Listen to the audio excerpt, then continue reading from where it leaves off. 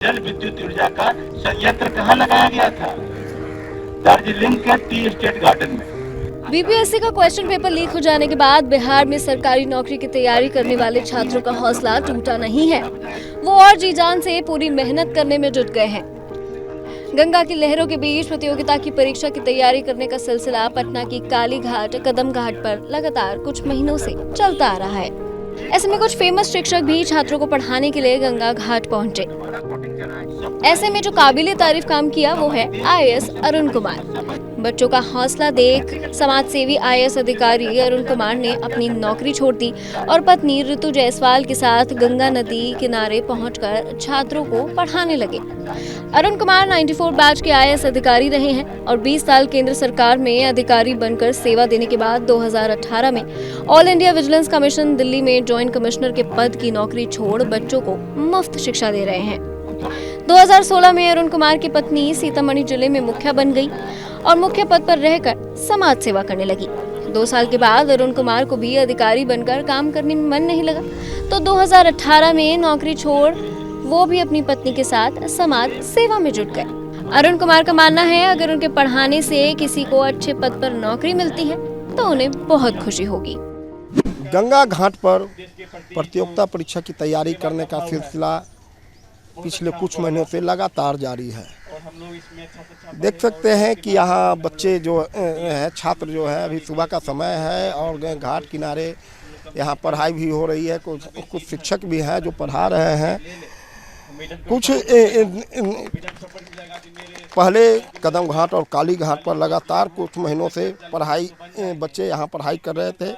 कई नामचीन चेहरे जो शिक्षक हैं वो यहाँ बच्चों को शिक्षा देते भी देखे गए थे, लेकिन कुछ दिनों बाद वो लोग निकल गए। लेकिन बच्चों का जो सिलसिला है पढ़ाई करने का नदी किनारे वो लगातार जारी है।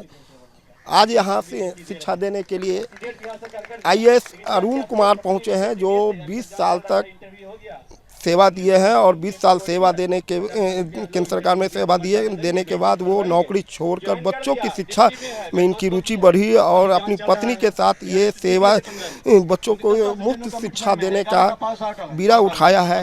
तो अरुण कुमार सर, पहले तो आप अपना परिचय दे दें। आप जो पूर्व आईएएस हैं, पहले क्या थे?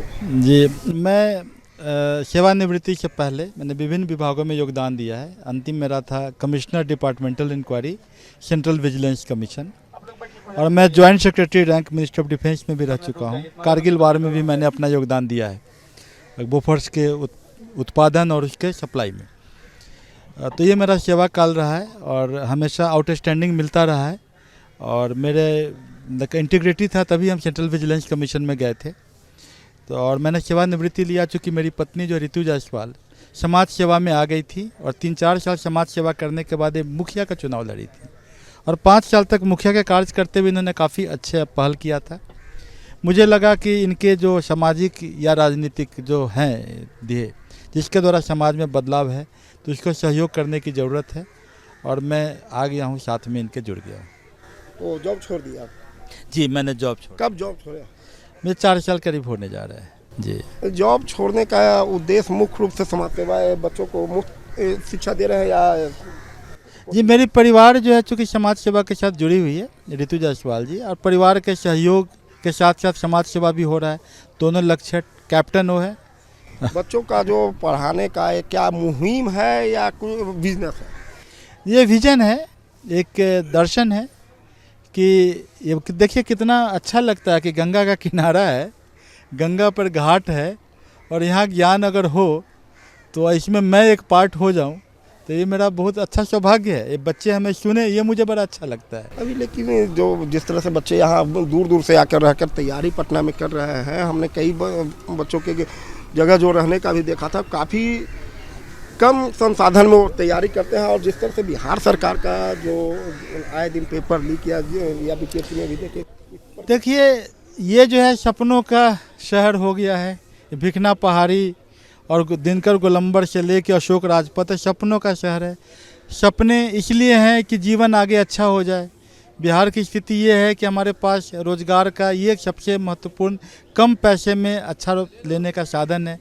बच्चे बेचारे मेहनत करने आते हैं और इस बीच में आपने जो बोला कि क्वेश्चन पेपर लीक हो जाता है, ये तो बिल्कुल सपनों पर कुठाराघात है और इसको कम करना है, वो सरकारी पहल होगी।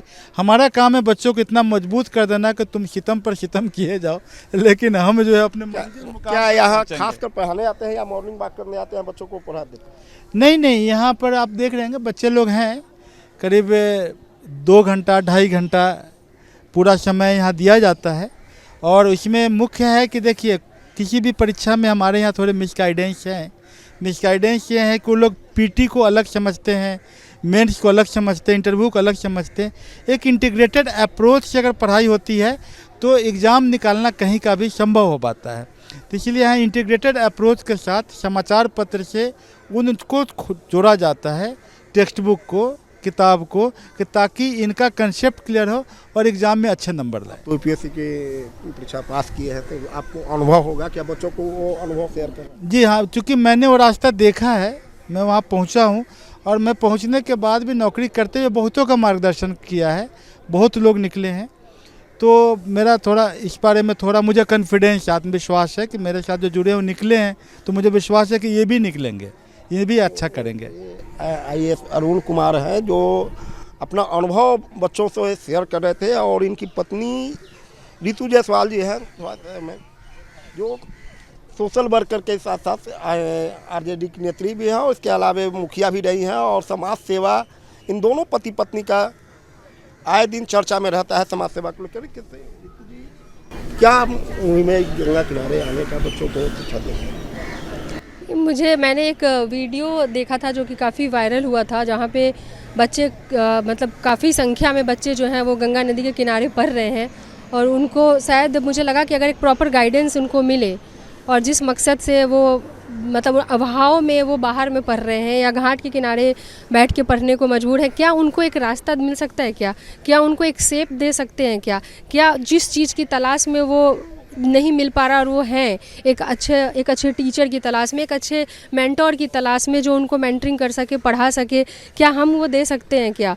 तो मुझे लगा कि शायद कोशिश करने में क्या दिक्कत है, अगर एक कोशिश करें और इन बच्चों को फ़ायदा हो तो इसमें कहीं कोई दिक्कत नहीं है। तो मेरे दिमाग में तो ये भी है कि यही एक क्यों ना एक क्लासरूम हो जाए और सिर्फ न्यूज़ पेपर एनालिसिस तो है, वो तो बड़ा इम्पॉर्टेंट है, वो हो, साथ ही साथ एक स्ट्रक्चर हो जाए, क्लासेस जो सब्जेक्ट हैं आपके जो पढ़ना है, क्या वैसा कुछ आगे हो सकता है? क्या हम लोग मिल करके कुछ कर सकते हैं क्या? कि वैसे बच्चे, बहुत ऐसे बच्चे ना जो अभाव में, क्योंकि मैं तो आज इन बच्चों को यहाँ पढ़ते देख रही हूँ और इनके माता पिता को वो तकलीफ़ झेलते गांव में देख रही हूँ, जो कर्ज लेकर, जेवर गिरवी रख के, ज़मीन गिरवी रख करके बच्चों को शहरों में पढ़ने के लिए भेजते हैं कि बच्चा शिक्षा हासिल कर लेगा, लेकिन बच्चा जो है वो भ्रष्टाचार का बलि चढ़ता है, पेपर लीक का बलि चढ़ता है। और अफसोस है कि वो वही भ्रष्टाचारी लोग हैं जो जिसके बनने का सपना हम लोग देख रहे हैं, उसमें से ही एक भ्रष्टाचारी बनता है। जिस स्ट्रगल से निकल करके, जिस एग्ज़ाम से निकल करके जब हम उस पद पर पहुंचते हैं तो उस स्ट्रगल को भूल जाते हैं, उस तकलीफ़ को भूल जाते हैं और उनके साथ मतलब और उन बच्चों के साथ बुरा करते हैं। तो ये सब बहुत ही ज़्यादा डिस्टर्बिंग है, जो नहीं होना चाहिए।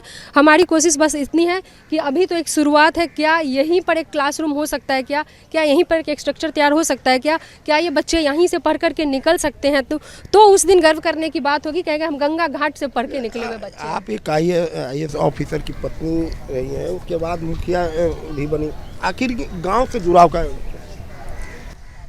देखिए, गांव से जुड़ाव, पहले तो मुखिया बनने से पहले मुझे सच में पता ही नहीं था गांव होता कैसा है।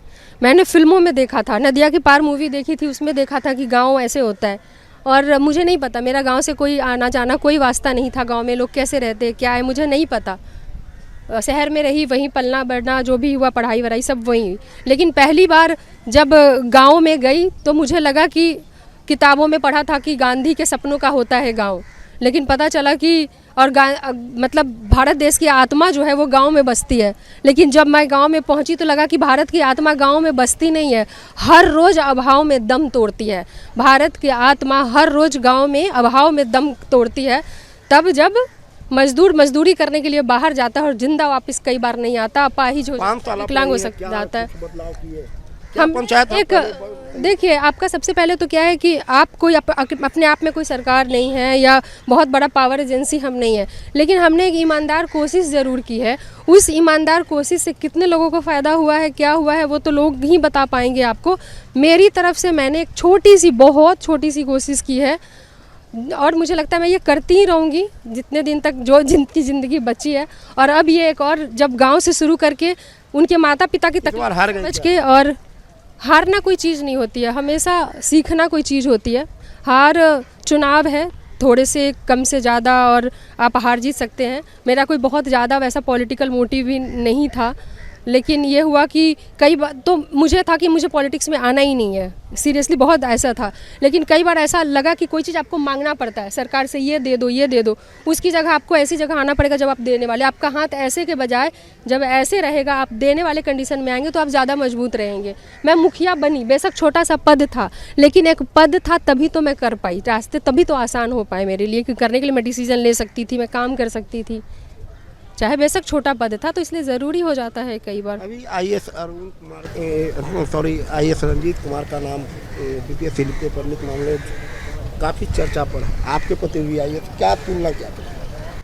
कोई तुलना ही नहीं है, मतलब इसमें अभी ये नाम लिए थे कि इनमें से एक भ्रष्टाचारी। हाँ, बनते सब इसी परीक्षा से निकलते हैं, सब उसी तकलीफ से निकलते हैं, सब उसी मेहनत से निकलते हैं, लेकिन कई लोग भी भटक जाते हैं क्योंकि उनको साथ ही साथ मोरल रिस्पॉन्सिबिलिटी नहीं होती है उनके। उनमें से एक तो यहाँ पे हमेशा रहा है कि छोटी मछली को पकड़ लो और बड़े मगरमच्छ को छोड़ दो, ठीक है। तो यहाँ पर हम यही चाहते हैं कि जो जांच हो वो बिल्कुल निष्पक्ष हो, सरकार किसी को बचाने की कोशिश ना करे, क्योंकि बहुत सारे बच्चों का भविष्य खराब हुआ है और बहुत सारे बच्चों के भविष्य का प्रश्न है। अगर ऐसे लोग रह जाते हैं, अगर वो सही में इन्वॉल्व हैं, जो कि दिखता है भाई, आपके एक दिन पे उसी व्यक्ति के साथ इतने फ़ोन कॉल्स हैं और उसी व्यक्ति के जो कि उसमें इन्वॉल्व है, आप सोचिए कि जो उसमें इन्वॉल्व है, जिसका नाम आया, जो रंजीत कुमार सिंह के दोस्त हैं, जो इन्वॉल्व हैं, ये क्लियर हो गया और उनके मोबाइल से रंजीत कुमार सिंह के मोबाइल पे क्वेश्चन पेपर भेजा जाता है और तब भी अभी तक जांच ही चल रही है। ये अफसोस की बात है। तो रंजीत, हम एक बार और चलेंगे। सर, आप भी एक आईएएस ऑफिसर हैं और अभी जो आप पढ़ाने में इच्छुक हैं और उन बच्चों को पढ़ा रहे हैं जो प्रतियोगिता परीक्षा की तैयारी कर रहे हैं, बीपीएससी हो या अन्य कोई प्रतियोगिता। एक आपके साथ ही रंजीत कुमार जी हैं जो इनका नाम जोरों से इस लीक मामले में आ रहा है, क्या उसको किस रूप में देखते हैं शॉर्टकट में आप? देखिए, मैं कमिश्नर डिपार्टमेंटल इंक्वायरी था सेंट्रल विजिलेंस कमीशन में, काफ़ी इंक्वायरी किया है। इंक्वायरी का पहला प्रिंसिपल होता है नेमो जोडस कॉजा सुआ, मतलब कि कोई भी व्यक्ति अपने ही कोर्ट में जज नहीं बन सकता। आपका केस है और आप ही अपने केस में जज बन जाइए तो न्याय, नैसर्गिक न्याय के सिद्धांतों का हनन है। बिहार सरकार का बीपीएससी का क्वेश्चन आउट हुआ है और बिहार सरकार खुद इंक्वायरी करा के उसका इवैल्यूएशन करेगी, ये कैसे हो सकता है? निष्पक्ष इंक्वायरी करने के लिए एक स्पेशल इन्वेस्टिगेशन ट्रिब्यूनल बनना चाहिए जिसमें रिटायर्ड हाई कोर्ट के जजेज होने चाहिए और इंक्वायरी एजेंसी जो है वो बाहर की होनी चाहिए, अर्थात केंद्र की होनी चाहिए, और उसमें जज और बाकी लोगों का भी, उसमें पब्लिक रिप्रेजेंटेटिव, विद्यार्थियों के रिप्रेजेंटेटिव, सबका उसमें समावेश होना चाहिए, तब जाके निष्पक्ष इंक्वायरी होगा। तो कुछ छात्र भी है सर, सर आप किस चीज़ की तैयारी कर रहे हैं? जी, मैं भी अभी तो मैं स्नातक तृतीय खंड में है पटना यूनिवर्सिटी से, भी प्रयास किए हैं, सोच रहे हैं कि बीपीएससी की तैयारी किया जाएगा और उसी में लगे हैं। लेकिन सर मुख्य बात ये है, क्या कहेंगे, यहाँ तो अंधेर नगरी टकीर से भाई टकीर से खाजे की कहानी हम लोग पढ़े थे, वही कहानी है। बोलिए क्या? आज देखिए मगध यूनिवर्सिटी 18 से 21 सेशन 22 हो रहा है, पार्ट 2 का भी रिजल्ट। कहाँ से बन पाएगा आईएएस? कहाँ से बन पाएगा दरोगा? कहाँ से बन? 22-23 साल हो गया, 24 साल हो गया, उसके बाद तैयारी करने में 3 साल जाएगा। 26 साल तक पढ़ाई करे तो नौकरी कब करेगा? माँ बाप को कब सेवा करे? ये तो वही बात। अच्छा सर, अभी तो आप तैयारी कर रहे हैं, देख रहे हैं, और कई छात्रों को हमने देखा है बहुत कम संसाधन में वो दूर दूर से आकर पढ़ाई करते हैं। ऐसे में जिस तरह की बिहार सरकार की जो आए दिन देखने को मिलता है पेपर लीक या छात्रों के साथ भविष्य के साथ खिलवाड़ के, क्या है? सर सबसे पहले तो हम बिहार में जन्म लिए, गर्व की बात है। हम जिराफ के बच्चा की तरह है। एक जिराफ जब बच्चा को जन्म देता है तो जब तक बच्चा दौड़ना नहीं शुरू करता है तब तक उसको लात से मारते रहता है। तो हम ठान लिए कि हमको लात लगेगा लेकिन हमको बनना है, इसी भ्रष्ट सिस्टम से बन के हमको जाके जहाँ तक मैं भारतीय होने का मेरा जितना कर्तव्य है उतना मैं कर्तव्य निर्वहन करूँगा। क्या नाम हुआ आपका? संतोष कुमार, कहाँ से?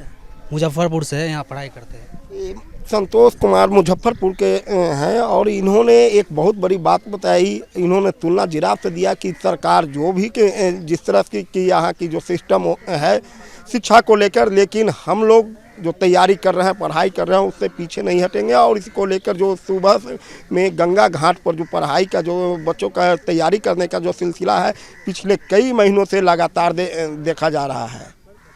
सहयोगी पंकज के साथ परमानंद सिंह, ABP न्यूज़, पटना।